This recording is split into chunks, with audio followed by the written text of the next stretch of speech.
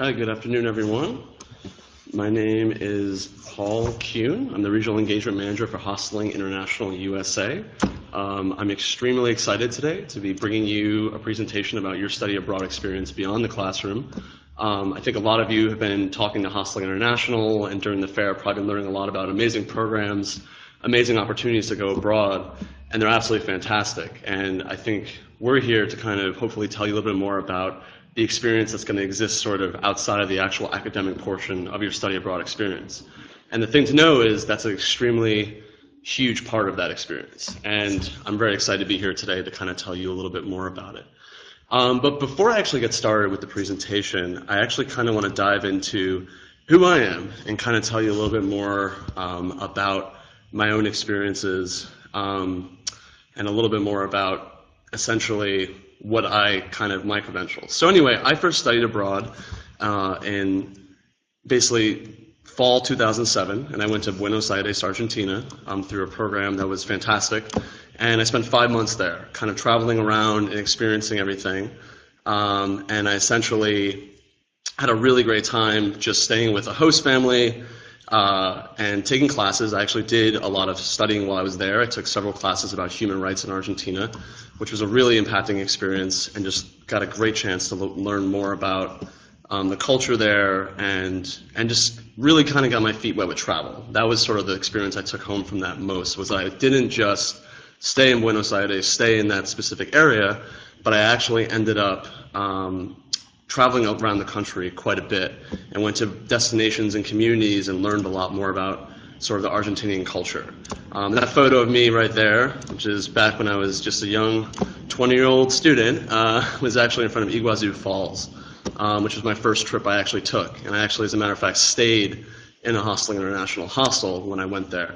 And just to show you, oops, looks like we actually are phasing in the things. So classes, host family, and then finally the explore nearby areas of interest. So that was a big portion of what I actually ended up doing.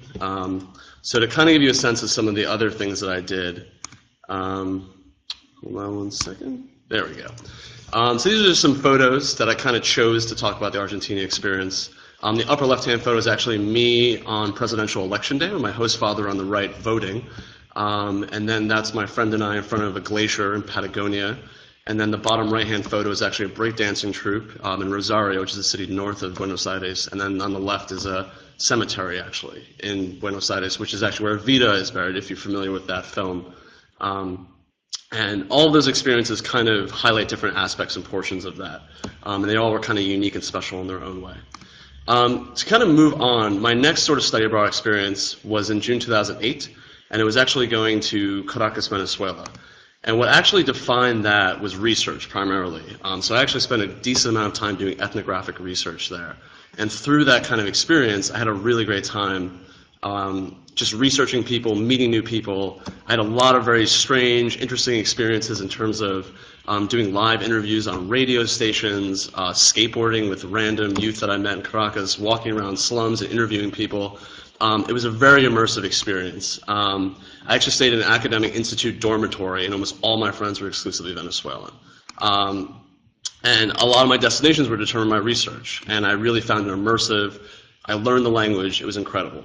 And so with that, here's a few of the photos from that experience, just kind of me on the upper left giving an interview on a local communal radio station, me camping, a shanty town, and some coffee fields in Venezuela.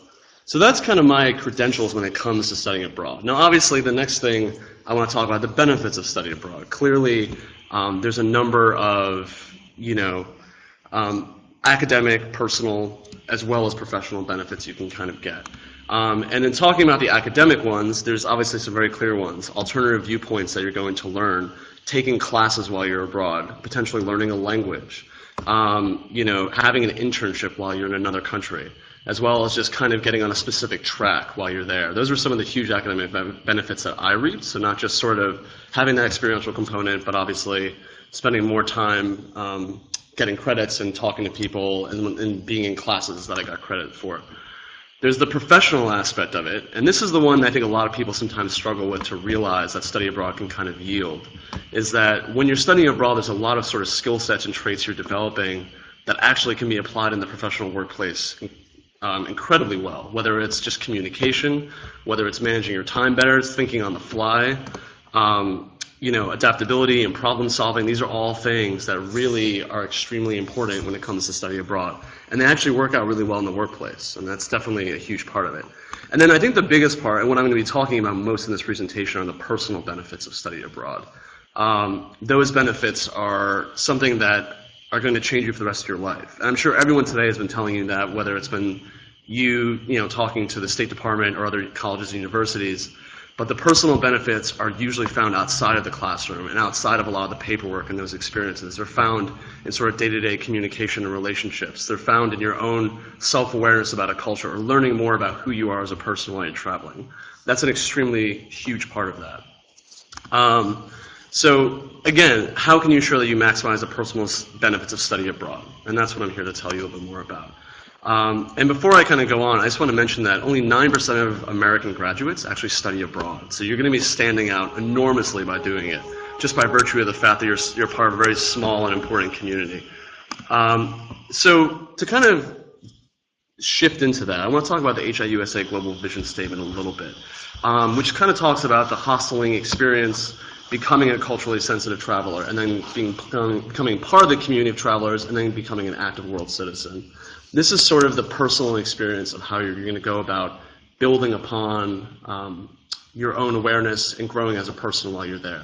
And the hosteling experience is not just about staying in a hostel. It's sort of a mindset and then something you can sort of adapt as you're kind of traveling and learning more about the study abroad experience.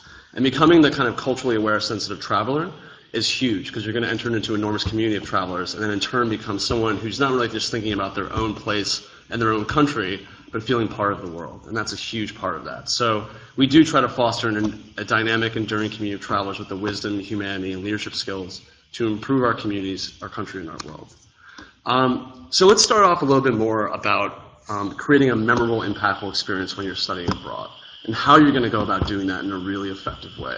I think a lot of people go abroad, and it's automatically something that they're saying, this is going to be the most fun I've ever had in my entire life. And it's going to be the most just exciting and joyous time I've ever had. And that's what you're going to be hearing a lot of. And I think it's not so much about having the most fun as having something that's the most impactful experience. And I feel like that's a really huge component of it. And when I was studying in Argentina or Venezuela, I found that the biggest way that I kind of went about doing this was sort of 4 steps. So I observed, I absorbed, I reflected, and I evolved. And those sound kind of abstract and kind of out there, but when it comes to sort of observing, you really want to observe as much as you can. And I don't just mean going out and, whether it's visiting random tourist sites or it's just going out to a local club that you want to go to, but observing everything. For example, I remember there were actually these Argentinian kind of cardboard collectors that would go around the city. And just being able to kind of talk to them and learn more about why they were going about doing that and what the sort of motivation was behind that, you learn about an entire economic subset of people that's extremely interesting. And by absorbing that information and really digesting it, you can start to reflect upon it and think about your own kind of subcultures and individuals in the United States and sort of what else that means in terms of the culture. And by evolving, I just mean you're going to be refining yourself. When you kind of learn these new things, it's not something as easy as just simply saying, that's great, I had a great time, that makes sense.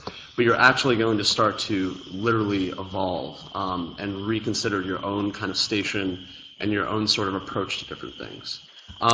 There's a really great quote I just want to quickly mention before I move on.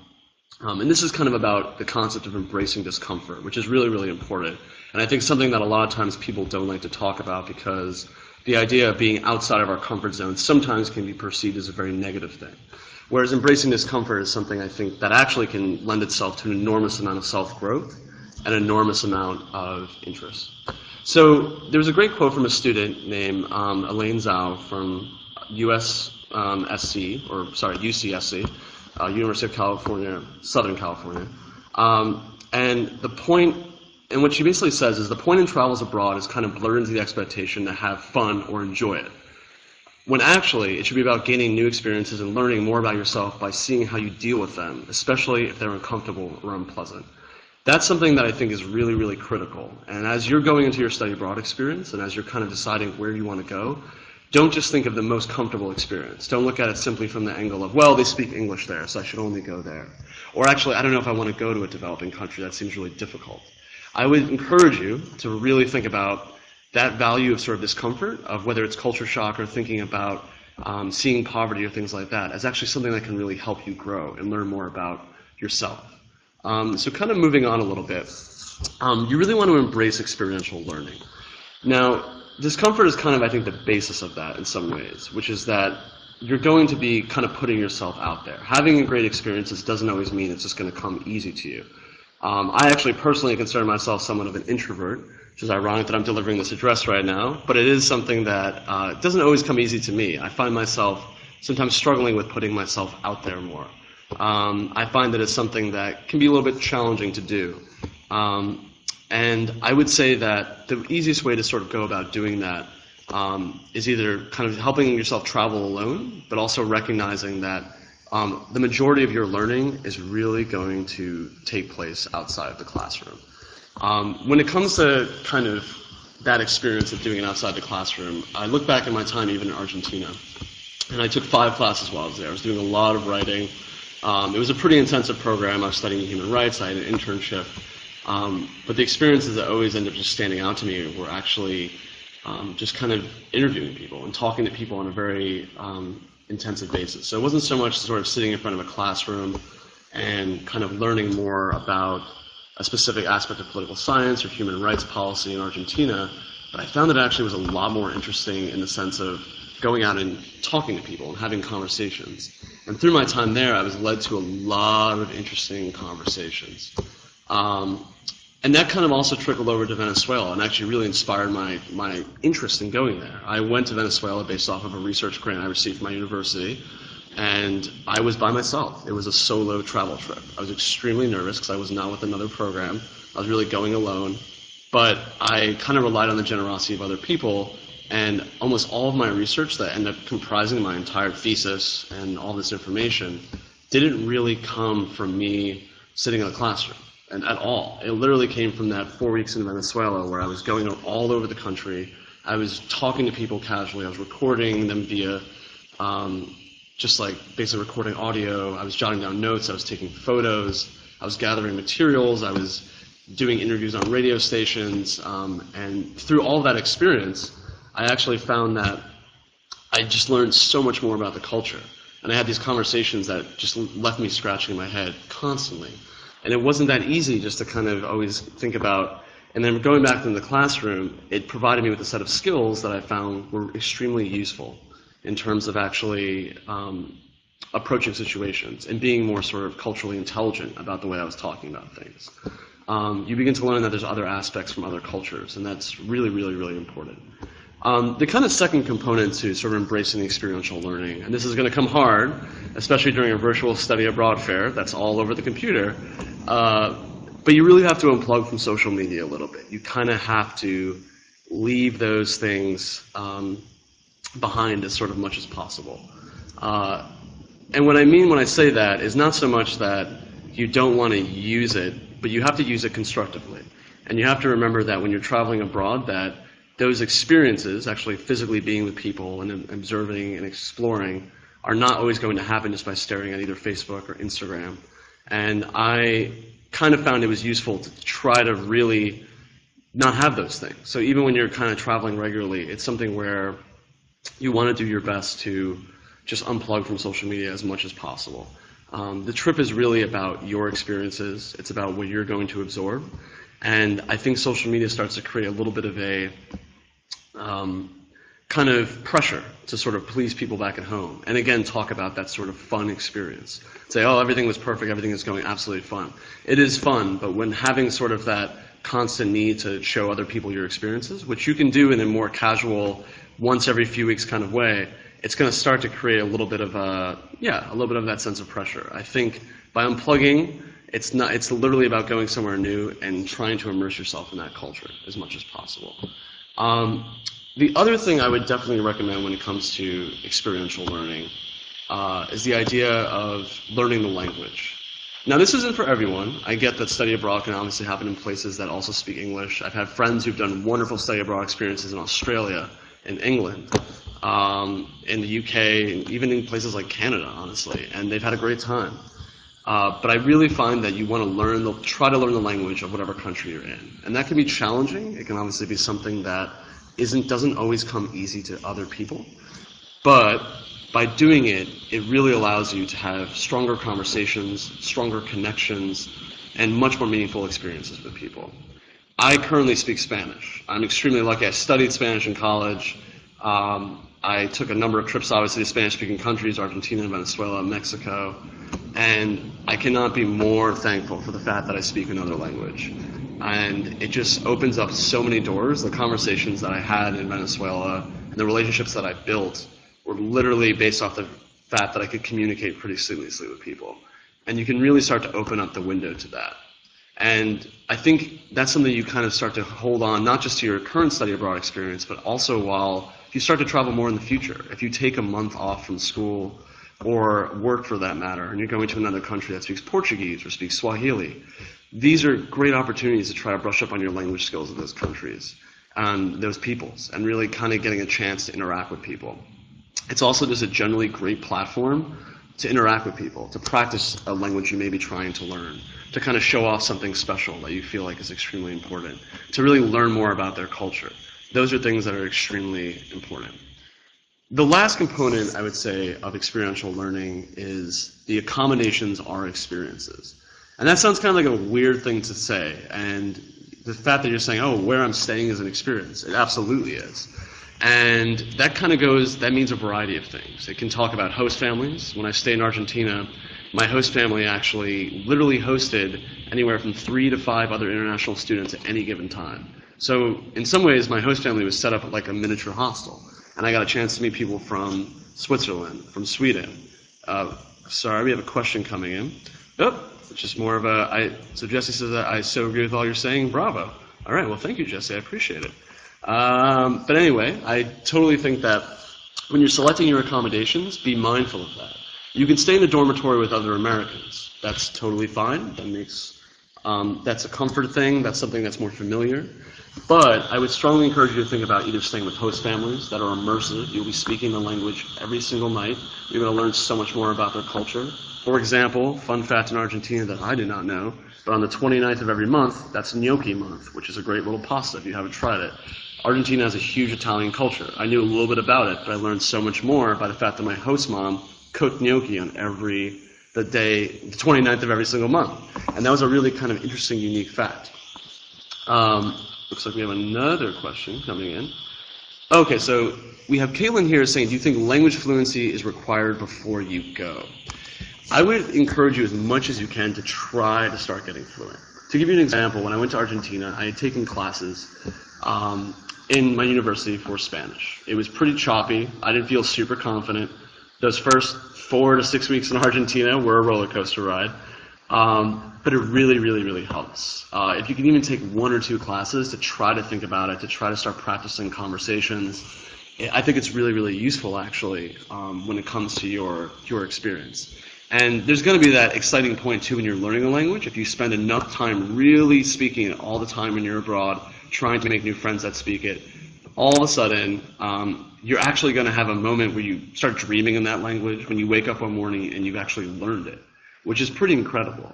And so what I would say is that do your best to try to learn the language if you can. Some languages are nearly impossible. I'll give you another great example is I had a friend who had a Fulbright to go to Finland. He really tried to learn Finnish. He really, really did. However, Finnish is probably one of the most difficult languages in the world, and as a result, he ended up actually saying, you know what, I gave him my all. He made Finnish friends, but he found people spoke English so fluently while he was there that it wasn't worth the effort. However, if you're going to a place, say, like Tanzania, for example, Swahili really is the going language there. And I had friends in Tanzania who were both fluent in English and Swahili, and they had so many more meaningful conversations because they were able to start getting fluent in Swahili. So I really think if you can, it's something that's really, really valuable. And I would really encourage you to try to learn it and do your best. So anyway, just quickly back to the accommodations and experiences. Host family is definitely a great way to go, dormitory if possible, but also, again, hosteling, which is why I'm here talking to you today. And with that, I want to talk about why we hostel. So this is a really, really important thing to remember, is that Hostelling, the way we approach it here at Hostelling International, is it's not just accommodations at all. It's not just sort of the dorm bed.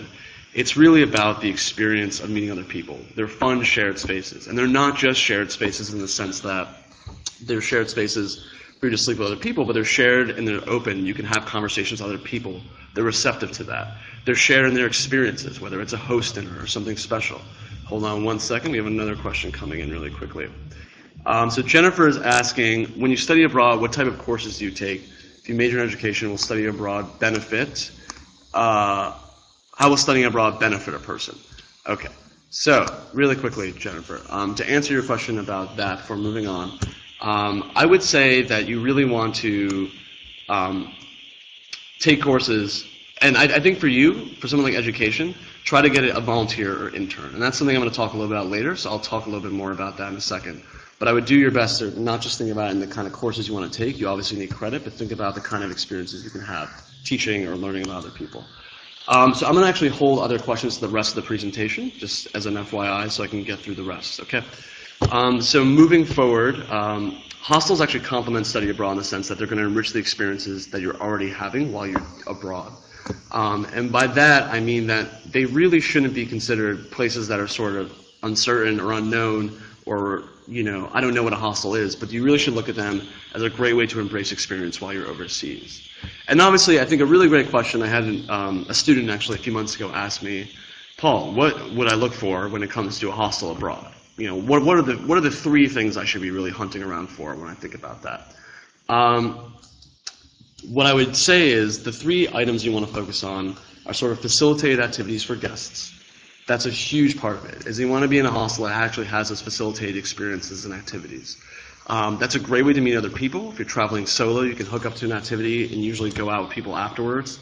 It's fantastic. It really is going to enrich the experience so much more. The second piece is whether that hostel has local community connections. How embedded is the hostel in the local community? Do they have programs that kind of serve other populations? Do they really help out? Do they kind of take their mission seriously? Do they actually try to provide volunteer opportunities and get involved? For example, every single year, Hostelling International USA does something called the Great Hostel Give Back. We actually host groups that go out and volunteer in the community. It's a great way to get involved locally and a great way to kind of showcase that people are dedicated to that. They really do care about the nonprofits and activities going on. And the third one you want to really look for are sort of the staff and guest relationships. And so with that, I would say that when you're looking at hostels, make sure that staff and guests are really getting along well. If you look on their Facebook page or you look on sort of social media and you find that essentially that these guests are having great experiences at those hostels and they're actually making friends with the guests, they want to come back for more, there's more follow-up, there's posting photos, that's a great sign. That means that the people that are working at the hostel truly care about the people that are staying at the hostel.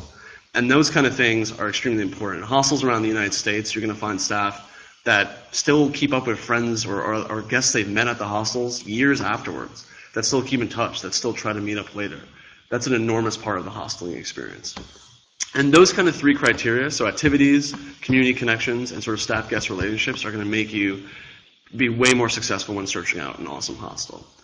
And what I would encourage you to start doing is, for a lot of you who are probably pretty unfamiliar with hosteling, is start locally when you're looking for sort of that global experience. Even before you go to study abroad, try to connect with the local hostel in your community. And it might be kind of far away, but if you're in a city or you're even in a rural area, just kind of start exploring that concept. About 60% or more, actually, of our guests in the United States that stay with HIUSA are international. And that in and of itself is a kind of staggering number. It's a great way to talk to people from Australia, from Germany, from Brazil, from China. If those are places you're considering studying abroad, go to those hostels and chat with those people, learn more about those cultures, and really start getting your feet wet as you're going in. And just quickly on a note on the photos that are on the right there, the bottom right-hand photo is actually the very first hostel I ever stayed in. And ironically enough, it turns out it was a Hostelling International hostel. And that's Iguazu Falls, which is in the northeast area of Argentina on the border of Brazil. It's where Iguazu Falls, as mentioned. But it's one of the most beautiful waterfalls there. If you're ever going to Argentina, you have to go there. It's absolutely gorgeous. You cannot miss out. And actually the photo above is from another hostel in a city north of Buenos Aires that I stayed at.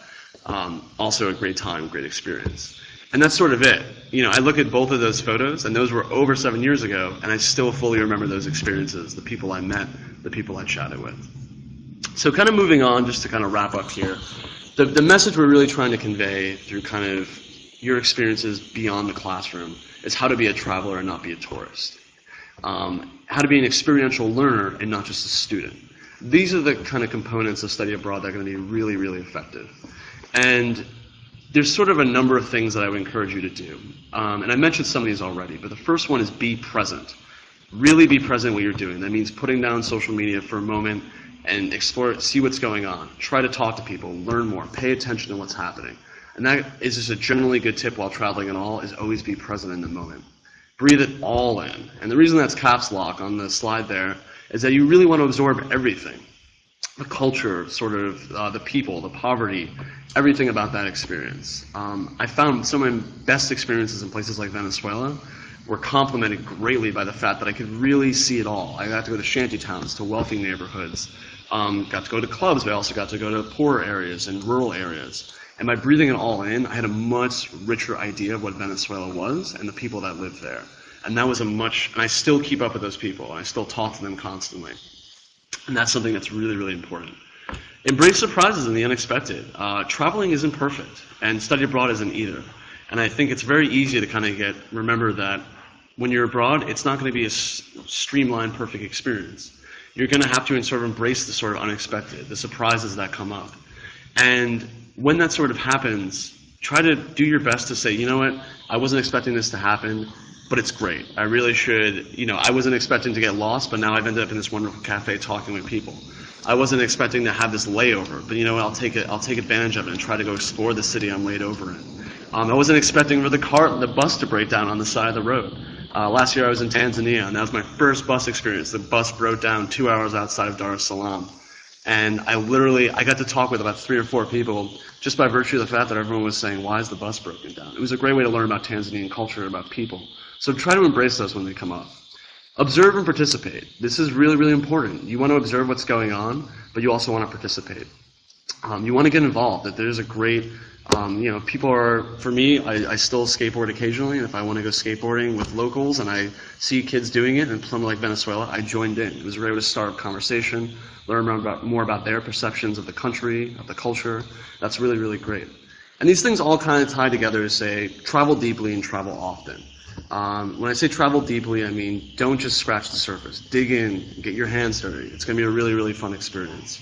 And travel often. Don't just get stuck in one place. Try to go around. Try to move around a bit. And go to places that are outside the guidebook. Go leave a little extra room in your itinerary. If you're taking a final 4-week trip of Europe at the end of your study abroad in Spain, take a little bit of extra time to go a little bit off the grid. And explore some, do woofing, do something that's a little bit more unique. That's really, really cool. And just to wrap up with a quote here, before I answer a few questions, Andrew Zimmern has a great quote, which is, please be a traveler, not a tourist. Try new things, meet new people, and look beyond what's right in front of you. Those are the keys to understanding this amazing world we live in. Please, I encourage you, implore you really, to, when you're going to do study abroad, make those things happen. Try to embrace them as much as you possibly can, and get outside your comfort zone. It's really going to be a pretty good thing. And so ultimately, the change you're going to see is that you're going to be traveling with a mission. That's what Hostelling is all about. It's about traveling with a mission. It's about being out there and having a great time. And that's something that's going to be really effective when you travel with that. It's traveling with purpose. It's traveling with a mission. And that's what Hostelling is about. So before I wrap up, I have about a minute. I'm just going to quickly, we had another question come in. I think Victor here asks, are full tuition scholarships for international students? We don't have those for international students currently, Victor, but you can definitely try to, if you're staying in hostels within the United States, for example, we do have certain hostels that accept language students to different programs, or sort of language programs that are housed at hostels. And we do have a few special programs called IOE Respect that provides kind of smaller, shorter stints abroad in places like Tunisia. So I definitely would encourage you to go to our website, hiusa.org, and you can explore there. And it looks like that's it for all of my questions. So just to kind of wrap up here really quickly, I just want to thank everyone. Hopefully this was informative. You found it effective. If you get inspired, that's the whole idea of Study Abroad. You should feel excited. Contact me. My name is Paul Kuhn. I'm the Regional Engagement Manager. And my email address here is paul.kuhn That's KUHNE at hiusa.org. So thank you so much, everyone, and truly have a great time on your study abroad experience. And Hostel. Bye-bye.